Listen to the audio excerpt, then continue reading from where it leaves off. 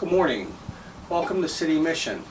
I'm here today to talk to you about our relapse prevention group that we do at City Mission in the holidays around our residents.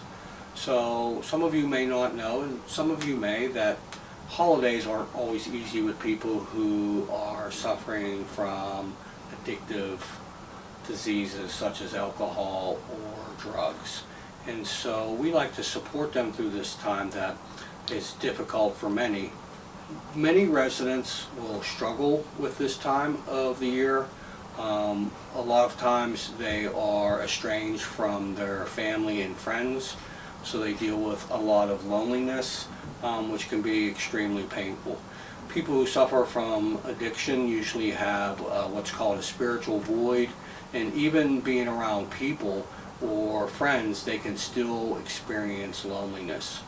So we want to try to help them to fill that void. We have to watch about arguments and estrangement, as I mentioned earlier. We want to make sure that people aren't dealing with HALT. And if you don't know what HALT stands for, it's an acronym for hungry, angry, lonely, and tired. Oftentimes anger is an issue for people in early recovery. Oftentimes anger is a replacement for drugs. You can get euphoria from anger. So oftentimes people will substitute anger for their drug of choice. We also know that it's hard managing emotions in early recovery, so we're there to support them as well. Oftentimes people will suffer from depression and what we like to call post-acute withdrawal syndrome, and that's after the cessation of use. It could start anywhere from 6 to 8 weeks afterwards, and the length of time that it lasts is dependent on the person, but there's a lot of symptoms that come along with pause. I'm not going to go into all the symptoms, but they create added stress in addition to what they might already be going through. So what we do here at City Mission is we do a relapse prevention group. All residents must attend the relapse prevention group, and we just kind of identify the problem. We kind of pull the covers off of what might be happening to individuals, and then we try to provide them with solutions. So some of the solutions, and I think the most important one, is if you're actively working a program of recovery, you're going to be in a lot better place and you're going to be a lot safer. I believe that there's only two reasons why people relapse, and they are because they wanted to or because they didn't get enough help. And there's always enough help, you just have to get it. So we want to make sure they know what the tools are so they can get the help that they need. So addiction actually is what's called a biopsychosocial malady. So it affects you biologically, it affects you mentally, and it affects you socially. And it's really a type of an allergy. Someone who takes drugs and alcohol may respond differently, or may have susceptibility to addiction. And the solution is spiritual. So some people, that becomes mysterious, that a physical or an allergy can be helped through spirituality. But spirituality is actually the solution. So the best way to prevent relapse is to be actively work in a recovery program. And so I'm a strong believer in the 6 basics of recovery. I try to encourage all residents and all people who are in recovery or beginning recovery to engage in the 6 basics of recovery. And what that is getting up in the morning and praying and asking for help. And then attend a meeting.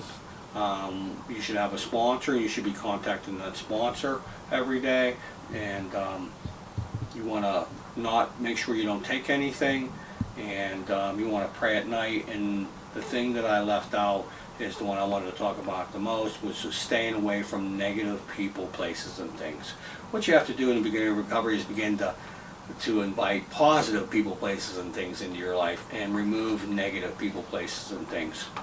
And a lot of that has to do with priming. Certain people are primed to use around people, places, and things, so that's an issue. And there's an old saying, if you hang out in a barber shop, sooner or later you're going to get a haircut. So we want to just try to avoid those places that may encourage or support or lead to active use. And so if you're engaged in an active recovery program, you're going to be a lot safer. Unfortunately, the disease of addiction is very insidious, and you could still do everything right and still have cravings or face stressful situations during the holidays. So we just want to make sure that you're really supported. When residents leave City Mission program for extended time, so we have passes.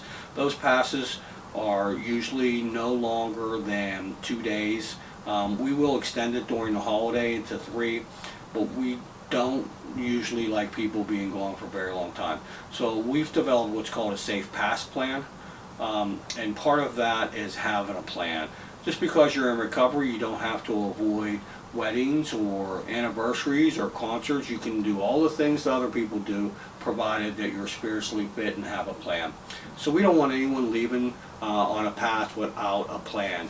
So this plan consists of, an overview of what you're going to do. We actually help them identify people they should be around, people they shouldn't. We have a contact, and we want to know where they're going. We don't go spying on them. It's just about accountability and having a plan. You don't want to leave here without a plan.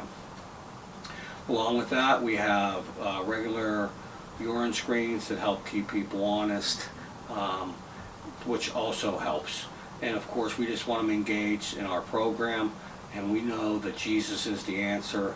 And if you build a recovery program based on God and continue to work the program as I've outlined, with the addition of a few other things, those are just the basics, we believe that you will have a successful recovery and a successful holiday time.